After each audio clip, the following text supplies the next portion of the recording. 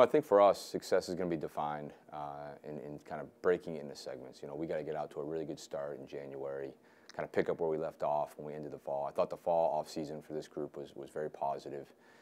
Clearly a lot of momentum coming off at 17, but I think the ability to use last year as a confidence builder, certainly a threshold that we've broken through, but also to be able to put that behind you. There's a delicate balance there with both. And so I think for our staff, we've had a lot of dialogue there. Leaders have really stepped up.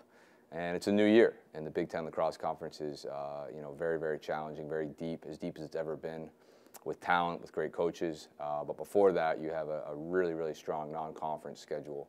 So I think for us, it's just, hey, how can we be the best team possible in January and then head into February, organized and prepared for our first game.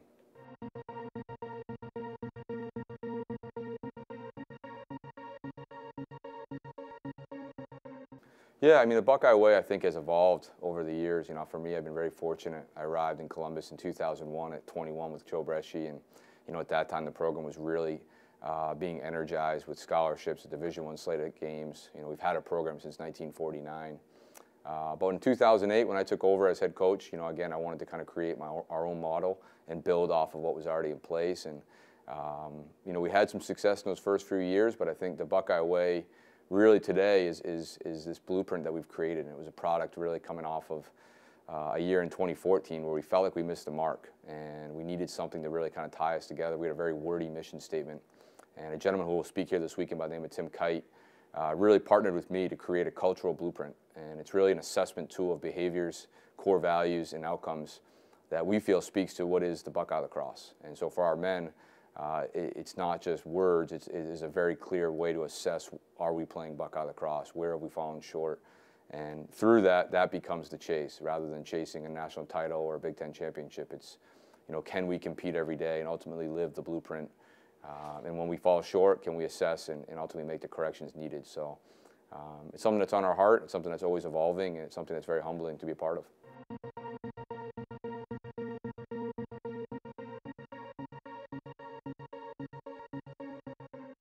Well, I appreciate the question. I think box lacrosse is a hot topic right now, and I'm actually speaking here this weekend on our cultural blueprint and the combination of that with box lacrosse training and how that impacts Buckeye Lacrosse and how that's a big part of our culture, certainly our off-season training.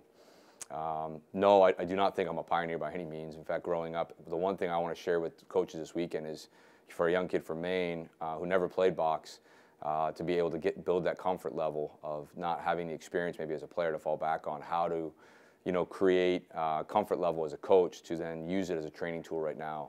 I'm volunteer coaching 3rd and 4th graders on Sundays playing box. My son plays, he's 7, all the way through our college-age guys. So I think there's benefits on just about every level from youth through college. And through social media, the platform that now exists in college lacrosse, certainly in all athletics, we've tried to really get box out there to, I think, show people that, hey, listen, this is a great training tool.